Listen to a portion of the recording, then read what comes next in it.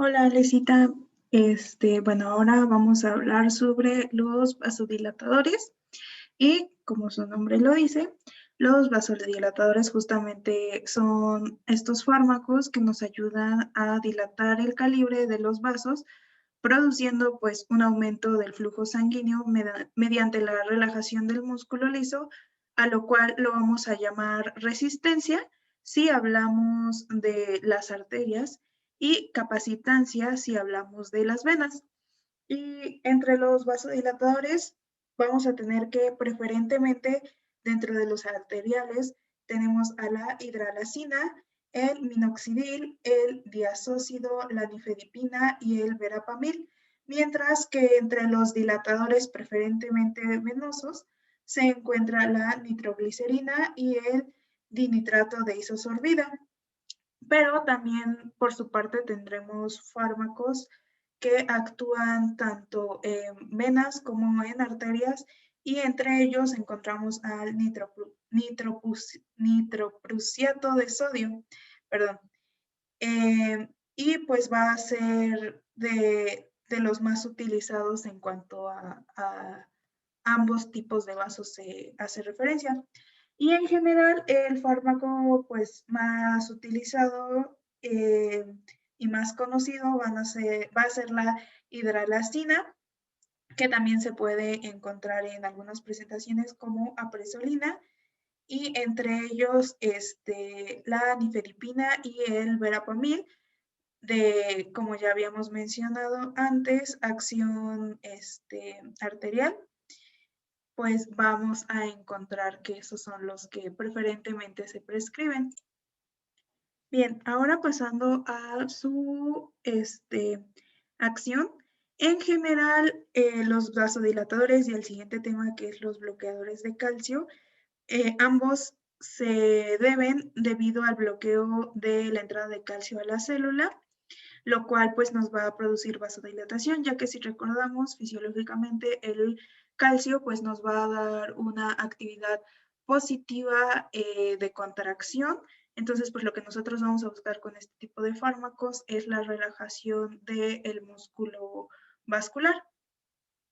Igual en su mecanismo de acción lo voy a explicar más adelante con el esquema. Y una de las características principales es que pues van a hacer como que el metabolismo sea mayor y se va a obtener un menor beneficio antihipertensivo que los acetiladores lentos en comparación con los acetiladores rápidos, dependiendo de la dosis que se dé. Estos fármacos suelen producir una caída en la presión arterial, lo cual va a activar el sistema renina-angiotensina-aldosterona, como ya habíamos visto en el tema pasado, lo cual pues nos puede provocar retención de sodio y agua. Y es por eso que justamente es conveniente su administración junto con una tiazida o algún bloqueador beta-adrenérgico, en general con algún tipo de diurético. Y también retomando el tema anterior, pues vemos que muchas veces no solo se prescribe algún fármaco cuando se tienen problemas cardíacos de este tipo, sino que se busca hacer un sinergismo dependiendo de pues justamente el mecanismo de acción que tiene cada uno para que nosotros sepamos cómo es que van a actuar, si pueden mejorar la acción de los fármacos o perjudicar al paciente. Igual entre los efectos adversos más comunes vamos a tener la cefalea, náuseas, anorexia, palpitaciones, sudoración y bochornos. Y específicamente en pacientes con insuficiencia coronaria, les puede provocar un cuadro de angina de pecho o desencadenar arritmias. Y en caso de que el paciente ya tenga angina de pecho, pues obviamente este tipo de fármacos va a estar contraindicado. También se ha visto que dosis mayores a los 400 miligramos al día no van a ser como tal tóxicas, pero pueden dar lugar a un cuadro semejante al lupus eritematoso, con algunas artralgias, mialgias erupción cutánea y pueden llegar a presentar fiebre. Algo muy importante es que para el tratamiento de urgencias hipertensivas se va a recomendar, como ya habíamos visto en algunos otros fármacos, la administración mediante inyecciones o ampollas, lo cual va a ser por vía intramuscular o intravenosa, y justamente eso es lo que nos va a ayudar a que tenga un funcionamiento más rápido en el paciente.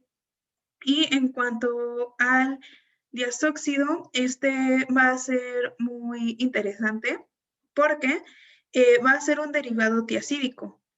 Y pues relacionándolo nuevamente con el tema anterior, va a ser parecido a la clorotiazida, pero va a tener a su vez una actividad diurética. Entonces es como si fuera un fármaco 2 en 1.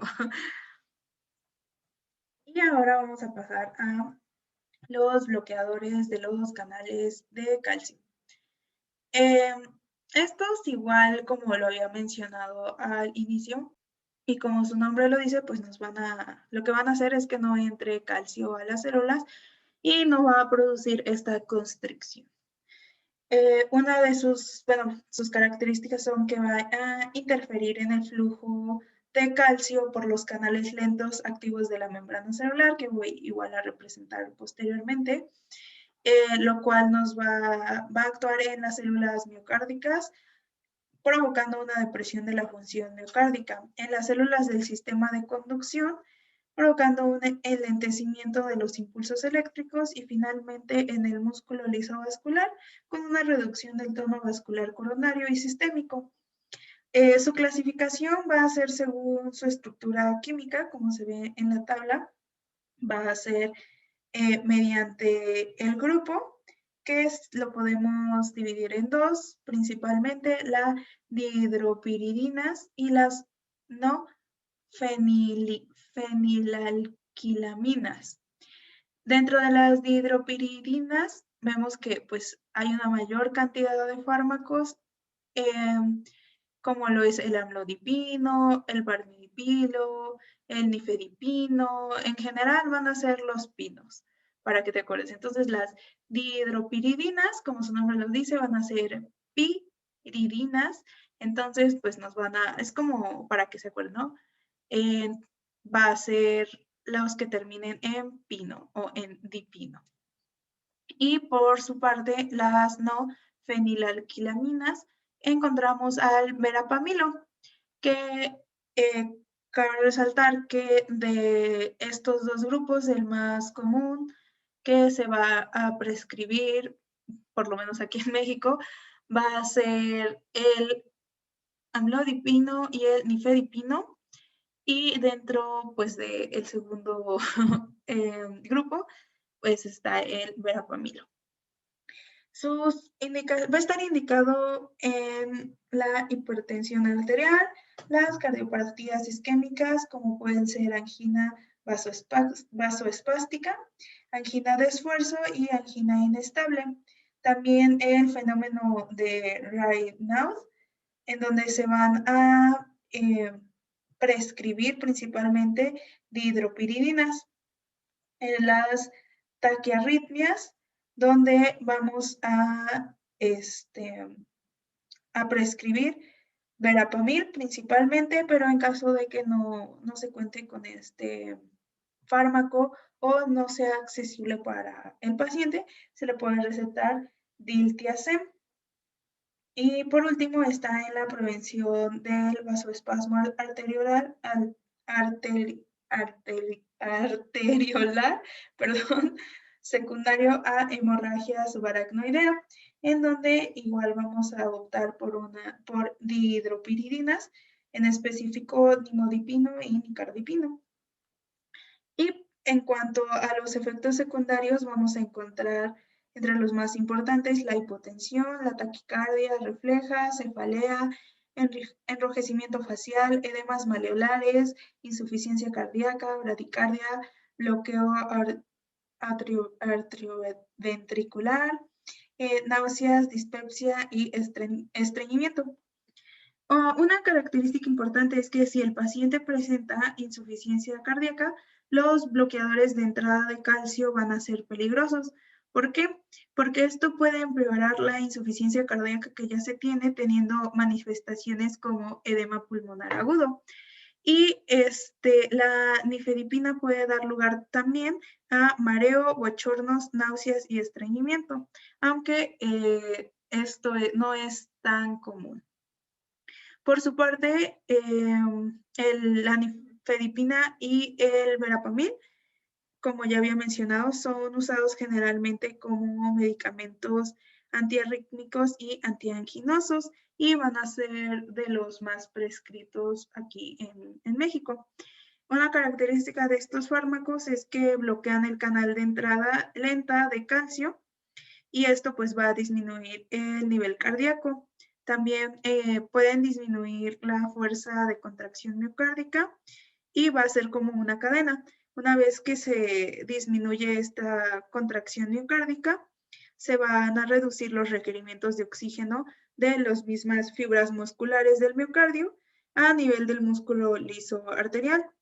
Después, esta inhibición de la entrada de calcio pues va a producir una disminución en el tono y por lo tanto la resistencia periférica. Entonces todo esto va a venir en consecuencia con la reducción de la presión arterial. Bien, entonces ahora pasando al mecanismo de acción tal cual, pues vamos a tener a nuestro músculo lisovascular, en donde vamos a encontrar la presencia de proteína GQ, que como recordaremos va a ser estimulante. Entonces, la proteína GQ va a dividir su subunidad alfa, lo cual va a hacer que se transforme IP2 en dos principales moléculas, el IP3 y el diacilglicerol, lo que a su vez nos va a dar PKC. Pero pues lo que a nosotros nos va a importar es irnos por la vía de IP3, lo cual va a activar los canales de calcio y pues esto va a provocar que el calcio entre al interior de la célula y pues nos va a provocar que se activen las MLCK, lo que a su vez activa la actina MLC, lo cual nos va a producir la vasoconstricción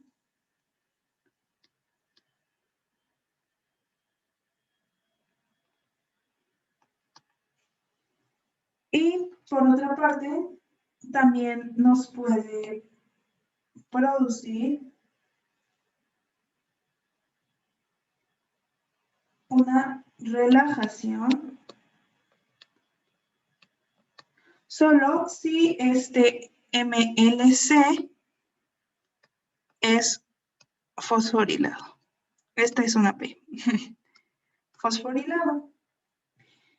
Entonces, aquí es donde van a entrar pues nuestros fármacos, ¿no? Vamos a tener que los arteriolares van a bloquear aquí en IP3. Entonces, si no se produce IP3 o si no sea, más bien si se bloquea IP3, pues por ende vamos a estar bloqueando el canal de calcio, ya que no vamos a permitir la entrada de calcio. Y pues quien normalmente nos va a llevar hasta acá a la constricción, pues vamos a tener el efecto contrario, ¿no? Vamos a tener una dilatación. Y por su parte, vamos a tener a los nitratos, que realmente está como lejos de este esquema, pero cabe resaltar que nosotros en los vasos sanguíneos vamos a estar produciendo una sustancia que se llama óxido nítrico. el cual el óxido nítrico pues igual nos va a ayudar a una vasodilatación. Mediante el incremento de este, pues el suministro de oxígeno va a proteger el corazón, entre otros órganos del daño celular y también de la muerte de las mismas. Una de las características importantes del óxido nítrico es que vuelve a la superficie interior de las arterias. Entonces, hay comparaciones del óxido nítrico que es similar al teflón, ya que no permite como que se le pegue nada y justamente nos va a ayudar a que se pueda dilatar los vasos que estamos pues nosotros como buscando, o más bien el fármaco está buscando como objetivo.